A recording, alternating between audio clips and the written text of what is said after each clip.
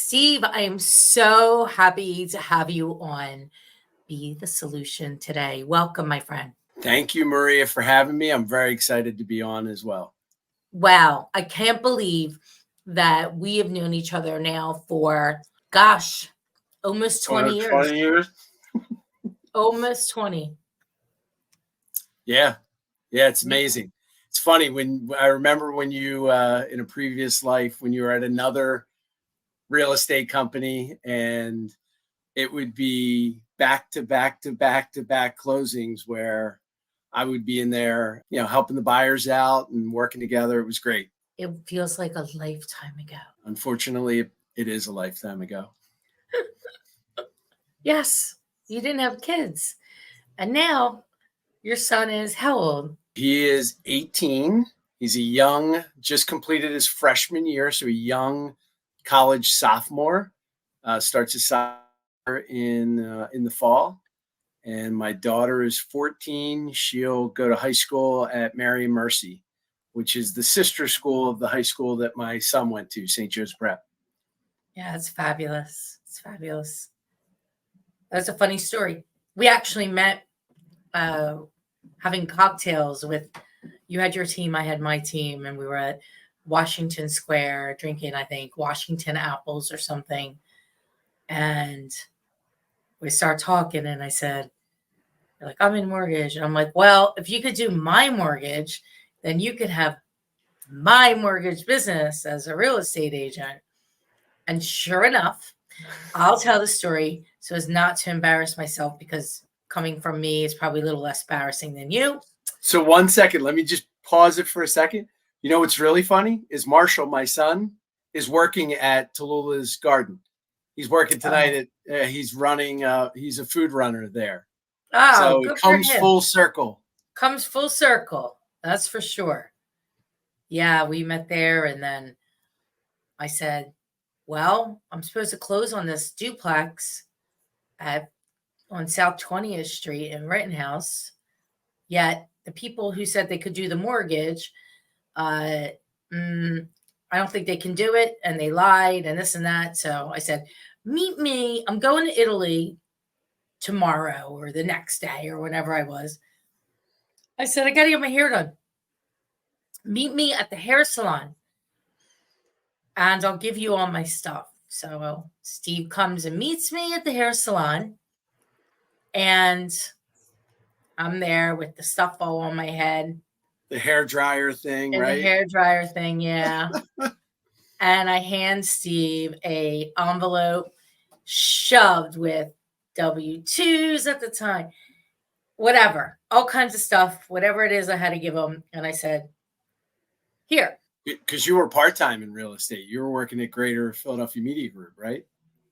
Well, I was full-time in real estate. I just had another full-time career at the same time. Amazing. You actually signed the application. That's back when you had to wet sign the application. And I literally was sliding each page for you to sign while you had the hair dryer on. Yeah, because I was headed to Italy. I was headed to Italy in 3 hours. And you were coming back the day before closing. Yeah.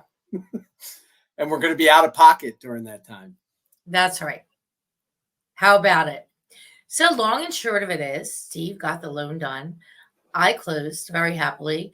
And the rest was history. We did so many transactions together over the years, helping buyers and sellers. And yeah, lots of good times. Including you selling our old house and helping us buy the house we're in now. Yeah. It's been quite the journey. And then I got involved with Little Smiles, which Steve and Jeff are the presidents?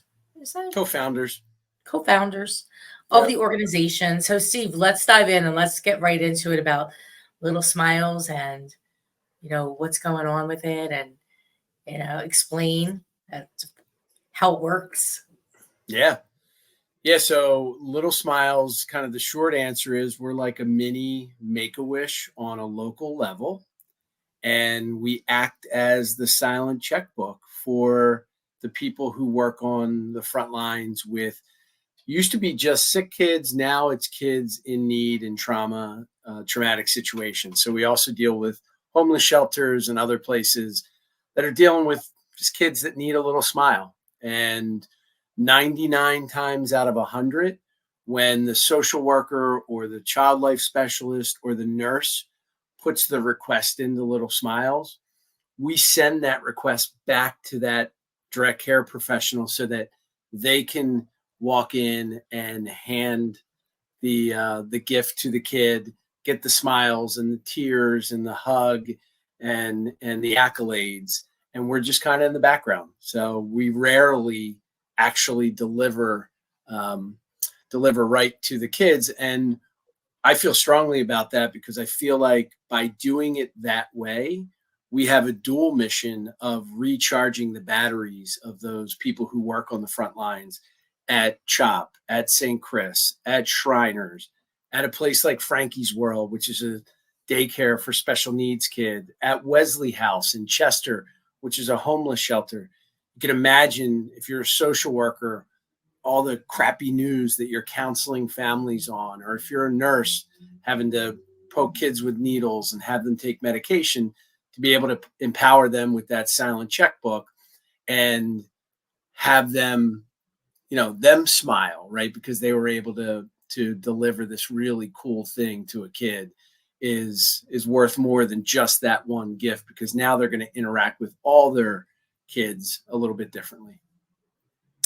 It certainly is. And I can attest to how wonderful the organization is, as I was a part of it for close to, I guess, close to a decade, and recently re-engaged. So excited about my team and I will be doing a junk food run. Actually, it's not a junk food run. It is a Sunday. What are we doing? Ice cream party. Let's call it. Ice cream party in June. So we're all super excited about working with you and Gina on that from Shriners, and really looking forward to being there with the kids, helping out, scooping ice cream, having them decorate it with, I guess we're going to get all kinds of stuff, but we can talk about that later. But yeah, 100%. Yeah, and listen, Maria, the cool thing is we were just there Monday at Shriners, and Shriners is such a special place. It's in North Philly. We had our signature junk food run, our typical junk food run this past Monday. Ours is going to be an ice cream party, a little bit different, but you get to interact with the kids, which is so special. And the crazy thing is we were there. There was only one kid from the United States. So there was a kid from Ecuador, Trinidad, Malawi, which is in Africa, Ecuador. Did I say Ecuador? I said that already. Mexico, Peru. It was really, really neat to be able to interact and hear kids' stories. And then the one U.S. family was from Augusta, Georgia, and their daughter 1 week ago, Monday, had spinal fusion surgery at Shriners. World-renowned surgeon there, and they traveled up to have spinal fusion surgery, and she was walking around like nothing happened. It was amazing that it was a week out from her surgery. Wow, isn't that fabulous? How just even being there and being part of it and giving back and putting a smile on your face, because that's on their face. That's ultimately is what Little Smiles is all about. And giving back, I believe, is extremely important. And I think that there's so many people out there that need extra support, especially now. Like, in a lot of ways, a lot of families need more support than ever. I agree. Yeah. And obviously real estate's hyper local, right? And the amazing thing that we have in our backyard as Philadelphians is incredible. People have to come from all over the world, as I mentioned, to go to places like CHOP and Shriners and AI DuPont down in Delaware and other Will's Eye. So it's really special to be able to have these kind of facilities in our backyard and be able to touch so many people. That's fantastic. So Little Smiles had an event last weekend. There was a wine under the stars. Tell us about that. Yeah, so it actually got postponed because of the weather, unfortunately, but it's even better because now I can promote the new date, which is September 14th. It is a Saturday night, and uh, my friend, who you know as well, Tom Young, and his wife Jessica, they basically donate their backyard and host a dining under the stars. We have the sommelier from Overbrook Country Club come in. They actually live right across from Overbrook in Villanova, and he pairs the wines with all the different courses. This was going to be a tour around Italy, so all different Italian wines. And it's really cool because he educates everybody on the wine. So even if you're not a wine drinker, it's neat to be able to kind of know why a certain wine is paired with certain foods. Even if, again, if you're not a wine drinker, you still like it a little bit more after you get educated on it. So live music, really neat event. We're hoping for great weather in September. It's the best weather month of the year, so that's why we punted it till then. So it's going to be Steve Grandizio birthday celebration too. Yes, and the funny thing is, Jessica Young, we share the same birthday, so How our about birthdays are that. Wow, Friday the 13th, September 13th is our birthday, so the next day, September 14th, will be the wine. And you know, wine dinner. my grandfather, he shared that birthday too. How old September. would your grandfather be now? 1912. So Wow, 112 years old. is that what it is? 111 now. He'd be 112 112. this September. Wow, amazing. Yeah. And so still lived in Italy, right? Never moved from Italy. Yeah, he lived here for some time, and then he did. Okay. When he was older, he moved back, but he actually never learned the language. He never really learned English. I still haven't learned it. So.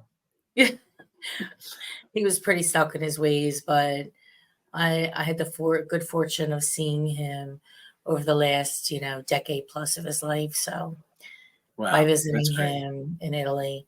And if we're not on vacation, we will be there on the 14th, although we may be away. So I will let you know on that. But yeah, it looks to be a great event. And I was bummed that we couldn't go last weekend because we had my father's birthday actually that day. But if we are here, we will be there. Your dad's a big supporter of Little Smiles. He's been there. Yes, how many events has he been to? I don't know. A dozen at Even least? some that I wasn't at. 100%. Yeah. In a handful of years, he's been coming every year. Yeah. He loves it, loves the organization. So we'll definitely be there. But there's more, there's a Monte Carlo night. I was in the fall. That's in the fall as well this year. Yeah, so we just booked it. It's December 7th at Citizens Bank Park. Amazingly, we have to, when we're booking at Citizens Bank Park, we have to talk about World Series dates and avoiding those weekends, and the World Series could go into November. So really the first available Saturday was December 7th, which is later than we've had it in the past. But hey, I'd rather have the Phils be in the World Series than and have our date be pushed back than have a bad baseball team and have our date be earlier. Well, you could do a Christmas theme then. Yeah, we're thinking about it. So we're tossing some ideas around. You'll have to get in and add some Christmas value. theme would be good. And yeah, lots of good ideas around that. And then the signature event, which Steve and I were the co-chairs for many years of the Stars Ball. We actually threw the first Stars Ball ever here in Philadelphia.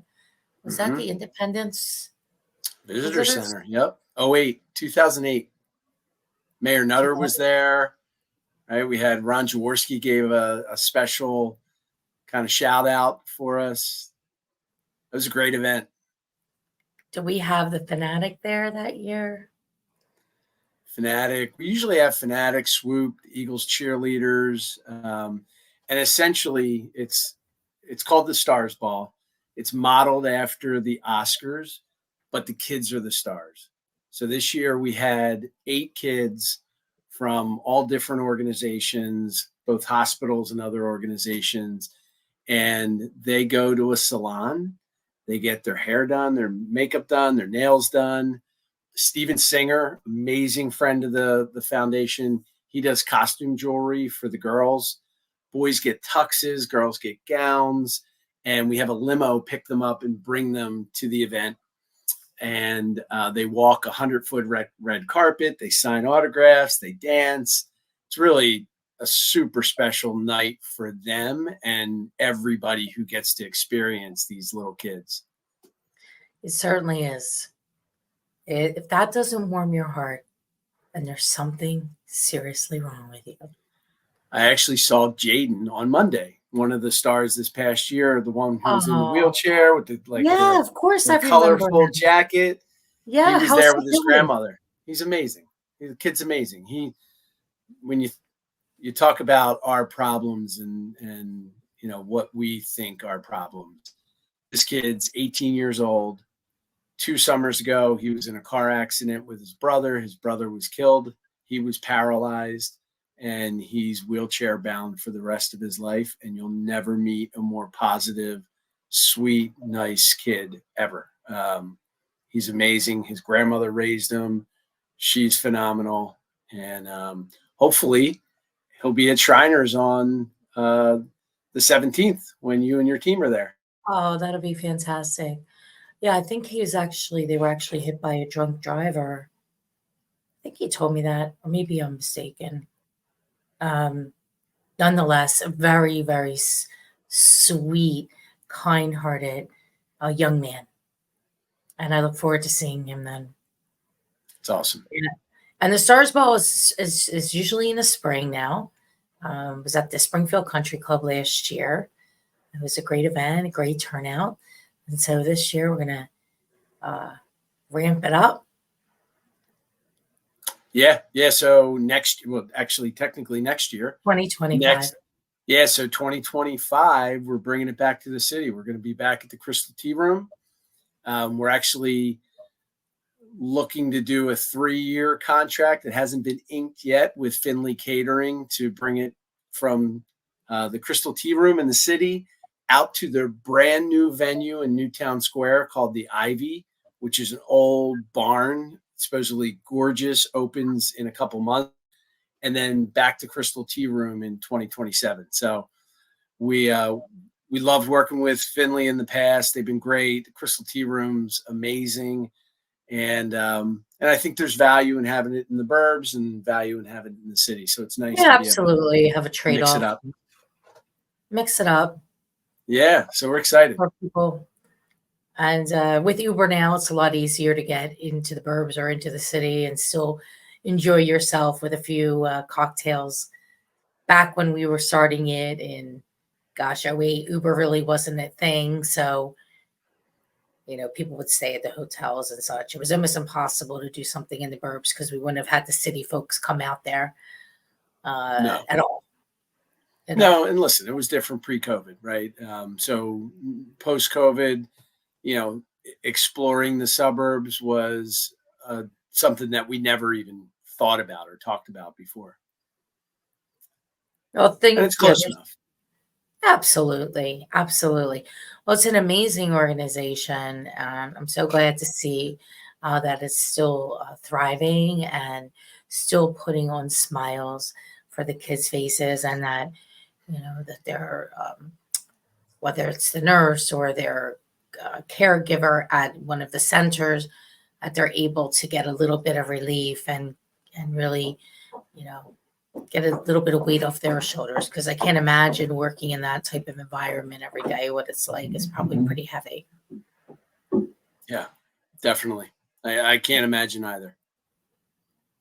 So, Steve, you've been involved with like lots of different things over a time, meaning just the Stars Ball, but your career has been over the last 20 some years in the mortgage industry, and you've also have been fortunate enough, and some people fortunate enough to hear you speak about your story and what happened to you several years ago. And if you want to share that today a little bit about what happened, and I'd like to, ask you from that experience, like in what way was it life changing for you? From a Yeah, I appreciate. from Oh, a sorry. Yeah, physical, obviously physically, right? You had the stuff to get through, but changing of your your mentality about things. Yeah, I appreciate the question.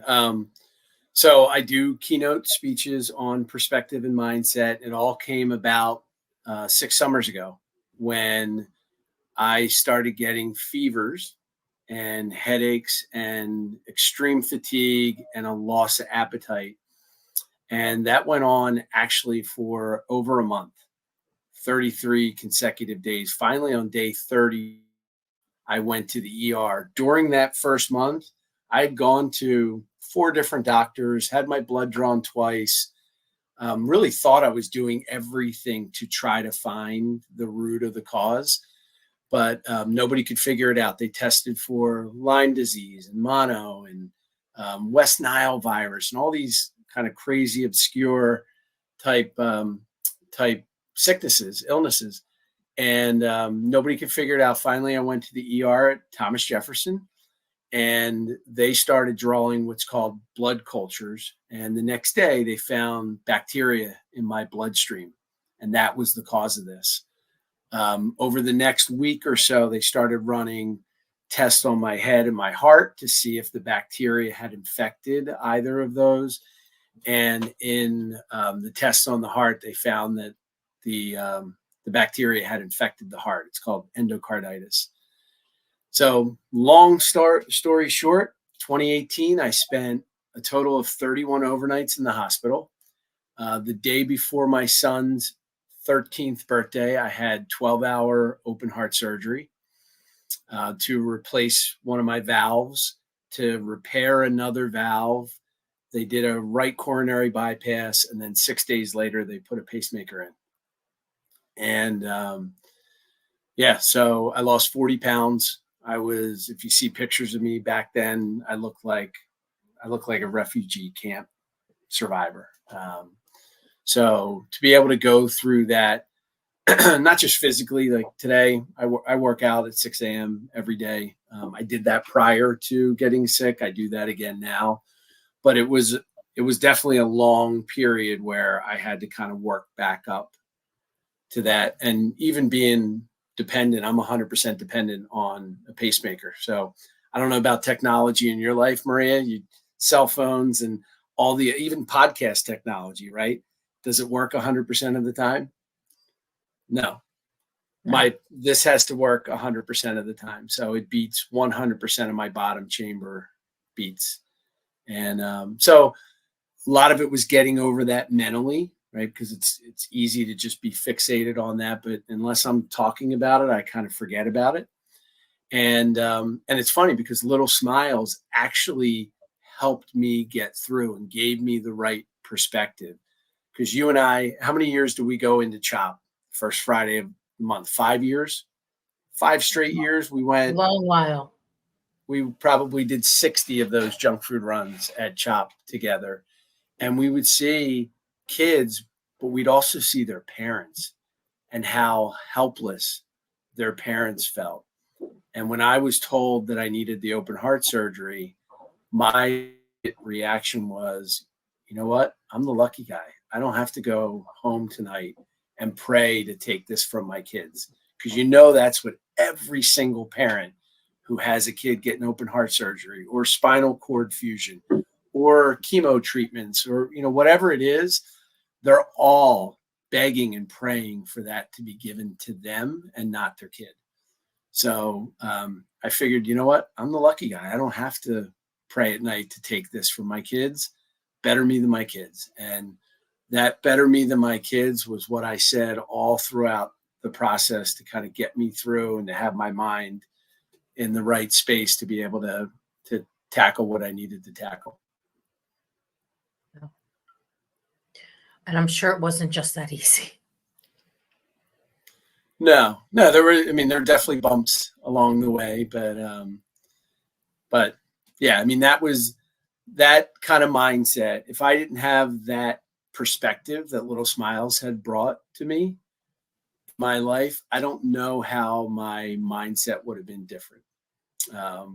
But it gave me the right perspective to be able to get through it. And that's part of my keynote. I talk a little bit about that. I have both my kids are adopted. You know my whole story. I have like a hodgepodge of stuff that gets kind of mixed in and, delivers a message, hopefully to get people to step away and realize that it's not that bad. In fact, the term I hate that everybody uses is it's the worst.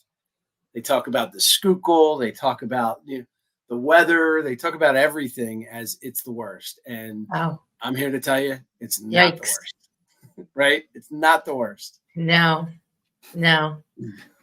It's interesting because, you don't know why you get involved with something or what it's going to mean in the future. And I talk about this all the time on my podcast. Like, we can't connect the dots forward. We can only connect the dots backwards. Mhm. And like, if this wasn't happening, if this didn't happen, how, like, that happened for me to give me perspective about something else. As hard as this to swallow, like, people have a hard time even when I say that this happened, things happened for us, as terrible as that sounds, for some reason, right? And we figure it out, or we don't figure it out, or usually people that are, who really gain perspective figure it out. But it Yep. does change. It does change who you are, and maybe not at the core, but maybe how you think of things and the way that you look at things. Like, just even like you said about the weather, it's so ridiculous. But people shouldn't complaining about the stupidest thing. First world problems, right? Oh God, they're not even first world problems. Mother Nature and traffic, we have zero control. So No control. what's the point? And I still catch myself doing it, but I catch myself. So and I I always, don't use I don't use the it's the worst phrase anymore. I've retired that phrase. I bet you did. I don't think I've ever used that, but people do use it. I do talk about the weather when it's nice. Is I use it as like, oh my God, we're having such a great day today. Did you get out and have some air? I talk to a lot of people, Steve, that I don't know. So Mm-hmm. just like a nice little icebreaker kind of thing. And when something is positive, people generally have a positive reaction to it. And maybe I make them have a tiny little smile or something, to like There you brighten go. their Back day. to little smiles. That's right. Back to little smiles and You're tiny little delivering your smiles. own little smiles. No doubt. We're here to make people happy, as difficult as that is sometimes. It's a funny thing. Real quick. One of the lowest moment that I had in the hospital was when I was told I needed the pacemaker, and this was 4 days after my open heart. And it was, again, my open heart was the day before my son's 13th birthday. Both my kids are adopted. And do you believe in angels, like angels coming into your life? And they're not like with the wings on, right? Just people sometimes come into your life that when you need them, whether it's at Washington Square when you needed the clothes on your house, or other times in your life. And I couldn't stop crying when the doctor told me that I needed a pacemaker. It just screamed old and unhealthy, and old and unhealthy replaced better me than my kids, like for not long, but for a period of time. And that afternoon, I got a knock on the door, and you get a new nursing crew every 4 days, 2 new nurses every 4 days. And I get a knock on the door, and I had been in the hospital a long time. So I had cycled through a bunch of nursing crews, and the door opens, and the nurse says, "Do you recognize me?" And my wife and I look up, Beth and I look, and it was Emily, the social worker who helped us get my son Marshall 13 years prior. Right. She had stopped being a social worker, went back to school, went to Jeff, graduated that May. I wasn't sick in May. She graduates in May. She gets a job at Jefferson. I get sick. She gets hired on the cardiac floor. I get open heart surgery. She was my nurse for my last 4 days in the hospital. There's zero odds, like zero odds of that.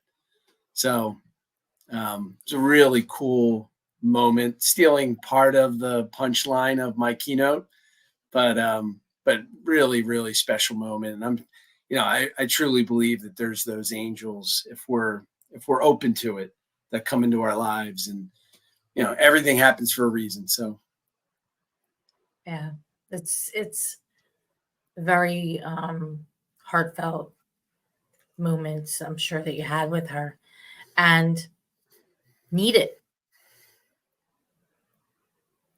Yeah. Something. Yeah. She was we couldn't have kids, and she was there for the adoption of our son, our first child. And then again, 13 years later, she was there at the most critical time for our family.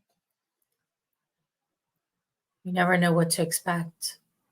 But if you expect and hope for the best and you're open, usually it'll come. Yeah. Whether you and there's think having faith in God and prayers and power of positivity, all those things are super important. I agree. 100%. And there was then the sign came, and Emily was the sign that everything was going to be okay. Yep. Oh, that's a lot. That is a lot. So, Steve, I got a couple questions for you before we wrap up for the day, and we're gonna bring you back on after. You're gonna put me on the spot. Now, guilty pleasure. Guilty pleasure? Mm-hmm. What's my guilty pleasure? Yeah. Man, you are putting me on the spot. Hopefully you can edit some of this struggling out. Pizza. Pizza. Who doesn't like pizza? If a doctor would have to tell me I couldn't eat pizza for me to stop eating pizza. Like I can eat pizza every day. I can only eat pizza for gluten-free. Peanut butter's there too. My kids tell me I have 4 food groups: protein bars, pizza, peanut butter, and olive oil. I put olive oil on everything. That's like my condiment. I know you do that. I remember that. Okay. Next and final question. What are you most excited about for your future?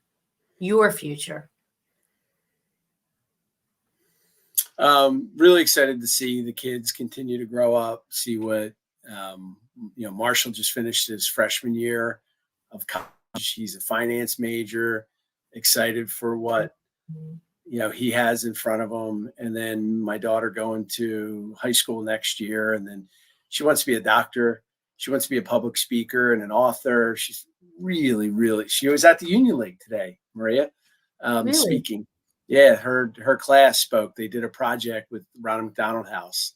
Oh, that's fantastic. They delivered there were little teams of 4. So she got to speak in front of, I don't know, probably 60, 70 people at the Union League. Wow. Which is great. That's great.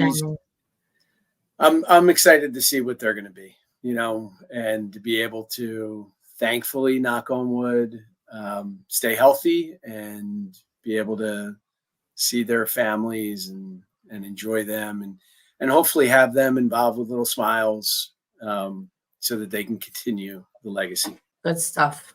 Really good. Well, Steve, my friend, this has been a great episode of Be the Solution.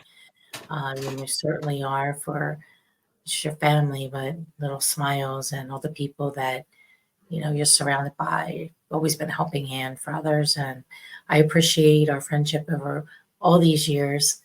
And I'm so happy to have you on today. Thank you so much for your time and for being on Be the Solution. Maria, really thank you for doing this, and super proud of what you've done in the real estate industry, from meeting you at Washington Square and, sliding the papers underneath for you to sign underneath that heater, to now what you've been able to create in real estate, and being the type of producer that you are is pretty remarkable. Congratulations on that.